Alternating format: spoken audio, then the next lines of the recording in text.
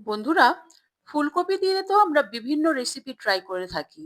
তো আজকের এই আলু ফুলকপির ডালনা তোমরা একবার ট্রাই করতেই পারো। এটি যেমনই সুস্বাদু তেমনই বানানো কিন্তু ভীষণই সহজ। তো আজকে আমি তোমাদের সঙ্গে শেয়ার করতে চলেছি আলু ফুলকপির ডালনা রেসিপি। বাই দ্য ওয়ে, আমি দীপালি, তোমরা দেখছো তোমাদের চ্যানেল মায়ের আদরে রান্না।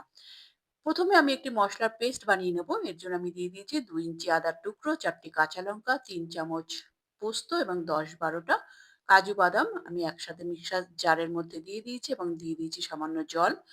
তো এই জল দিয়ে আমি 10-15 মিনিট ভিজিয়ে রাখার পর আমি কিন্তু পেস্ট বানিয়ে নেব। তো পোস্তটা আমি আগে পেস্ট বানিয়ে নিয়ে তারপর কিন্তু এর মধ্যে টমেটো কুচি দিয়ে ভালো করে পেস্ট করে নেব একসাথে। আগেই টমেটোটা দিলে কিন্তু পোস্তটা ভালো পেস্ট না হওয়ার সম্ভাবনা থাকে।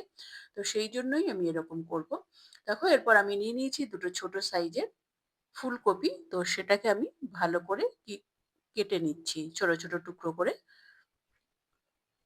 তোমরা কিন্তু এই রেসিপিটি ভাত, রুটি, পরোটা, লুচি, ফ্রাইড রাইস, পোলাওয়ের সঙ্গে ট্রাই করতে পারো। ভীষণই ভালো লাগবে খেতে। এটি কিন্তু সম্পূর্ণ নিরামিষ। নিরামিষ দিনের জন্য কিন্তু একদমই উপযুক্ত। যাদের আমিষে আপত্তি তাদের জন্য তো ভীষণই উপযোগী। তোমরা কিন্তু রেসিপিটি অবশ্যই ট্রাই করো। তো ফুলকপিগুলো কিন্তু আমি এইভাবে সমস্তটাই কেটে নিলাম ছোট, ছোট টুকরো করে, দেখতেই পাচ্ছ। এরপর আমি এই ফুলকপিগুলো জলের মধ্যে ভিজিয়ে রাখবো। জলের মধ্যে দিয়ে দিলাম 1 চামচ মতো নুন। তারপর ফুলকপিগুলো এই জলের মধ্যে আমি রেখে দেব 10 মিনিট মতো, যেন এর মধ্যে যদি কোনো পোকামাকড় থাকে তাহলে কিন্তু সেগুলো বেরিয়ে আসবে। তো এরপর আমি কেটে নেব আলু। আমি নিয়ে নিয়েছি, দেখতেই পাচ্ছ, 2টো বড় সাইজের আলু। তো আলুগুলো আমি ডুমো, ডুমো করে কেটে নেব।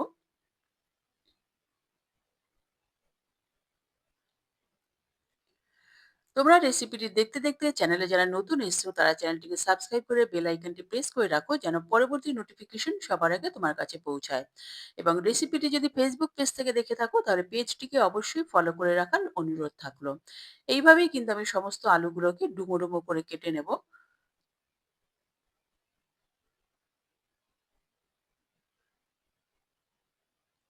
দেখতেই পাচ্ছ, আমি আলুগুলোকে কেটে নিচ্ছি। এবার এই আলুগুলো আমি জলের মধ্যে রেখে দেব, যেন আলুগুলো কালো না হয়ে যায়।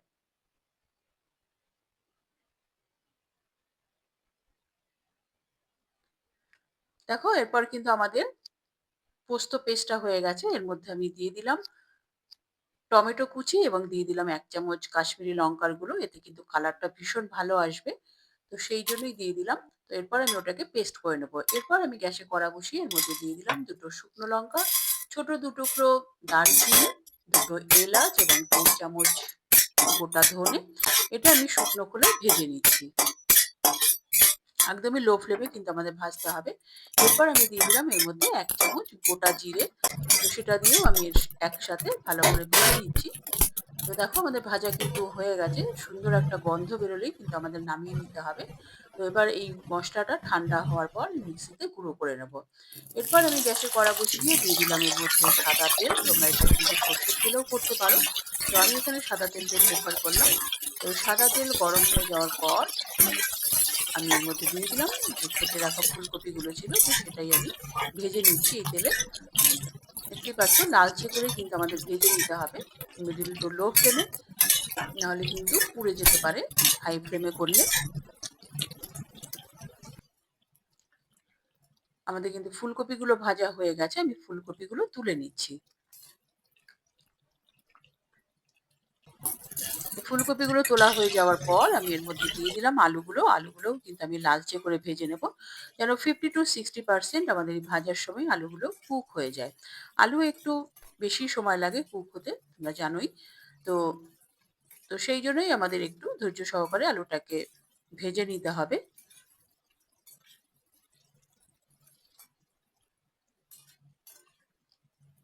দেখতেই পাচ্ছ, লালচে হয়ে গেছে আলুগুলো, কালারটা চেঞ্জ হয়ে গেছে। তো আমাদের আলুগুলো ভাজা হয়ে গেছে। এরপর আমি আলুগুলো তেলটা ছেঁকে নিয়ে তুলে নিচ্ছি। সবগুলো আলুই তোলা হয়ে গেল আমাদের। দেখতেই পাচ্ছ, আলু এবং ফুলকপি আমি একই জায়গায় রেখেছি। এরপর এই তেলেই আমি রান্নাটা কমপ্লিট করব। এর মধ্যে আমি ২ চিমটি ১ম এ আমি নুন দিয়েছি। এরপর আমি ১ টি তেজপাতা ফোড়নে দিয়েছি। নুনটা দেওয়ার কারণ হচ্ছে আমাদের যে এই ভাজাভাজি করা হলো এতে কিন্তু তেলে একটা ফ্লেভার চলে আসে পোড়া, পোড়া। তো এই নুনটা দিলে কিন্তু সেই ফ্লেভারটা আর থাকে না। তো এটা একটা ছোট্ট টিপস ছিল তোমাদের জন্য। তো এরপরে আমি এই তেলের মধ্যে দিয়ে দিয়েছি আমাদের যে পোস্ত পেস্টটা করেছিলাম, পোস্ত, কাঁচা লঙ্কা, টমেটো। তো সেই পেস্টটাই আমি তেলের মধ্যে দিয়ে ভালো করে কষিয়ে নিচ্ছি এবং এর মধ্যে দিয়ে দিয়েছি আমি হলুদ গুঁড়ো। এরপর আমাদের এটাকে ভালো করে কষিয়ে নিতে হবে মিডল টু লো ফ্লেমে, নাহলে কিন্তু মশলাটা জ্বলে যেতে পারে। ৪-৫ মিনিট সময় লাগবে কিন্তু আমাদের মশলাটা কষাতে। দেখতেই পাচ্ছ মশলাটা কিন্তু আমাদের কষানো হয়ে গেছে। তেল ছেড়ে দিয়েছে মশলা থেকে। এরপর আমি যে ভাজা মশলাটা করেছিলাম, গোটা জিরে, গোটা ধনে, শুকনো লঙ্কা, গরম মসলা, তো সেই গুঁড়োটাই আমি দিয়ে দিয়েছি। মিক্সারে আমি গুঁড়ো করে নিয়েছি। সেটাই আমি পোস্ত পেস্টের সঙ্গে মিশিয়ে আমি কষিয়ে নেব। এর মধ্যে আমি সামান্য একটু গরম জল দিয়ে দিলাম। গল জল দিয়ে কষালে কি হবে? মসলাটা জ্বলে যাবে না এবং মসলাটা প্রপার কষানো হবে। তো এরপর আমি এর মধ্যে 1/2 চামচ মতো কাশ্মীরি লঙ্কার গুঁড়ো দিয়ে দিলাম। আমার একটু কালারটা একটু কম মনে হচ্ছিল। তো সেই জন্যই আরো 1/2 চামচ আমি কাশ্মীরি লঙ্কার গুঁড়ো এড করে দিলাম। গুঁড়ো, সরি। তো সেটা দিয়ে আমি আরেকটু কষিয়ে নিয়ে দেখতেই পাচ্ছ মসলা থেকে কিন্তু তেল ছেড়ে দিয়েছে। তো এই স্টেজে আমাদের কিন্তু ভেজে রাখা ফুলকপি এবং আলুটা দিয়ে দিতে হবে এবং এর মধ্যে এড করলাম 1/2 বাটি মতো কড়াইশুঁটি, যেটা আমি আগেই একটু জলে সেদ্ধ করে নিয়েছি। তো সেটাই আমি দিয়ে আরেকটু ভালো করে কষিয়ে নেব। কষিয়ে নেওয়ার পর এর মধ্যে আমি দিয়ে দিচ্ছি গরম জল। তোমরা চেষ্টা করবে গরম জল ব্যবহার করতে, এতে কিন্তু প্রপার টেস্টটা আসবে। কুকিং প্রসেস থেমে যাবে না, রান্নাটাও তাড়াতাড়ি হয়ে যাবে। তো জল দিয়ে ভালো করে মিশিয়ে দিলাম। এরপর আমি অ্যাড করে দিচ্ছি স্বাদ মতো নুন। নুন দিয়ে ভালো করে আমি নাড়াচাড়া করে দিচ্ছি। এরপর আমি ঢেকে মিডল ফ্লেমে ৫ মিনিট মতো ফুটিয়ে নেব। দেখো ৫ মিনিট পরে আমি ঢাকনা খুলছি। আমাদের কিন্তু আলু ফুলকপির ডালনা অলমোস্ট রেডি। আমি আলুটা কেটে দেখাচ্ছি। দেখো আলুটা কিন্তু প্রপার কুক হয়ে গেছে, প্রপার সেদ্ধ হয়েছে। আমি তোমাদের কেটে দেখিয়ে দিলাম। এরপর ভালো করে আমি মিশিয়ে দিচ্ছি। এরপর আমি অ্যাড করছি এখানে ধনেপাতা কুচি, 1/2 চামচ মতো চিনি এবং 1/2 চামচ মতো গরম মসলা গুঁড়ো এবং ১ চামচ ঘি। তো সমস্ত উপকরণ দিয়ে আমি ভালো করে মিশিয়ে দিচ্ছি গ্রেভির সঙ্গে, যেন ফ্লেভারটা গ্রেভির মধ্যে অ্যাবসর্ব হয়ে যায়। এবং ভালো করে মিশিয়ে আমি ঢাকনা দিয়ে ২ মিনিট স্ট্যান্ডিং টাইম দিয়ে রেখে দেবো একদমই লো ফ্লেমে, যেন এর ফ্লেভারগুলো গ্রেভির মধ্যে এবং সবজিগুলোর মধ্যে অ্যাবসর্ব হয়ে যায়। দেখো ২ মিনিট পরে আমি ঢাকনা খুলছি। আমাদের আলু ফুলকপির ডালনা কিন্তু একদমই রেডি। এবার আমি এটা সার্ভ করে দেব। দেখতেই পাচ্ছ কতটা সহজে বানিয়ে ফেলা গেল, কতটা কম সময়। এরকম একটি সুস্বাদু রেসিপি।